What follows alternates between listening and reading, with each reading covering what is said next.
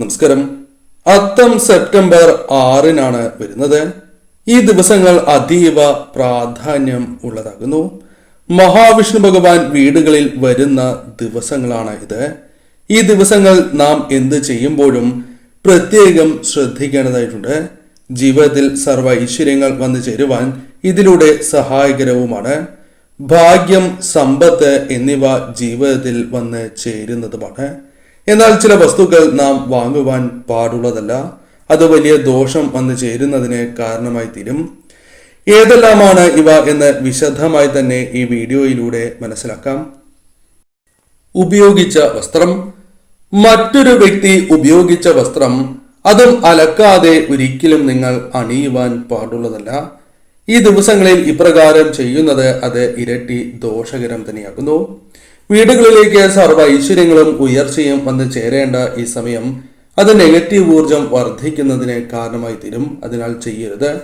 നിങ്ങളുടെ ദുരിതങ്ങൾ അത് ഇരട്ടിക്കുന്നതിനും അവരുടെ ദുരിതങ്ങൾ കൂടി നിങ്ങൾ സ്വീകരിക്കുന്നതിന് തുല്യം തന്നെയാണ് ഇത്. അതിനാൽ ഒരിക്കലും ഈ തെറ്റ് നിങ്ങൾ ചെയ്യരുത്.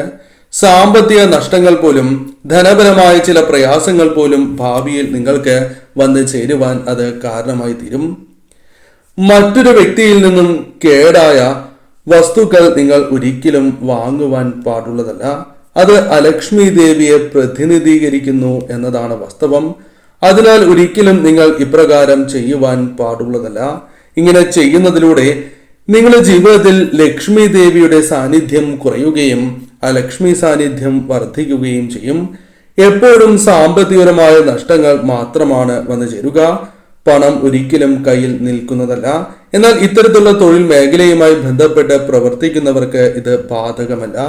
അതല്ലാതെ നാം സ്വീകരിക്കുകയാണ് എങ്കിൽ അത് നിങ്ങൾക്ക് ദോഷമേ നൽകൂ. ഇപ്രകാരമുള്ള വസ്തുക്കൾ ഒരിക്കലും നിങ്ങൾ സ്വീകരിക്കുവാൻ പാടുള്ളതല്ല. അത് നിങ്ങൾക്ക് ദോഷമേ നൽകൂ. അതേപോലെ തന്നെ കേടായ നോട്ടുകൾ നിങ്ങൾ ഒരിക്കലും സ്വീകരിക്കുവാൻ പാടുള്ളതല്ല. അഥവാ വാങ്ങുന്നത് അത്ര ശുഭകരമല്ല എന്ന് പറയാം. അലക്ഷ്മി ദേവിയെ പ്രതിനിധീകരിക്കുന്നതാകുന്നു. ലക്ഷ്മി സാന്നിധ്യം കുറയും. പണം നിങ്ങളുടെ കൈകളിൽ നിൽക്കില്ല എന്നതാണ് വാസ്തവം. അതിനാൽ തന്നെ ഇത്തരത്തിലുള്ള നോട്ടുകൾ, കീറിയതായ നോട്ടുകൾ ഒരിക്കലും നിങ്ങൾ പേഴ്സുകളിൽ സൂക്ഷിക്കുവാൻ പാടുള്ളതല്ല. അത് ആ വീടുകളിലും നിങ്ങളുടെ ജീവിതത്തിലും നെഗറ്റീവ് ഊർജം, അലക്ഷ്മി സാന്നിധ്യം വർദ്ധിക്കുന്നതിന് കാരണമായി തീരും. കേടായ പുസ്തകങ്ങൾ. വിദ്യയുടെ ദേവിയായ വാഗ്ദേവതയായ സരസ്വതി ദേവി പുസ്തകങ്ങളെ പ്രതിനിധീകരിക്കുന്നു എന്നാണ് വിശ്വാസം.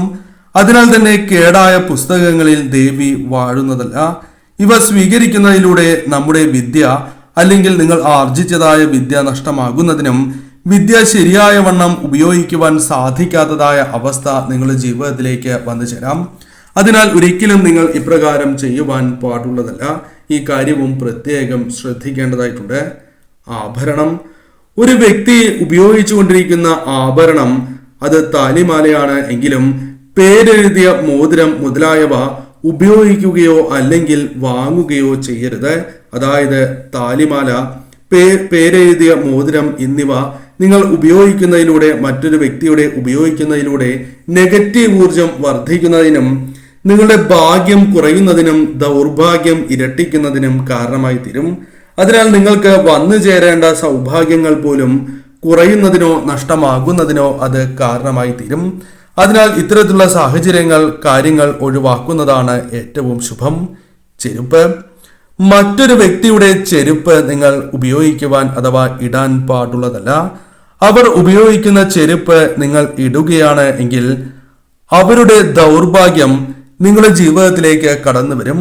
അത് നിങ്ങളുടെ ഭാഗ്യം അനുകൂലമായി മാറുന്നതിന് കോട്ടം സംഭവിക്കും. അഥവാ ഭാഗ്യത്തിന് കോട്ടം സംഭവിക്കും എന്ന് പറയാം. അതിനാൽ ദൗർഭാഗ്യം വർദ്ധിക്കുകയും കാര്യങ്ങൾ ശരിയാവണ്ണം നിങ്ങളിലേക്ക് വന്നു ചേരാത്തതായ അവസ്ഥ ഉണ്ടാവുകയും ചെയ്യും. നഷ്ടങ്ങൾ സംഭവിക്കാം.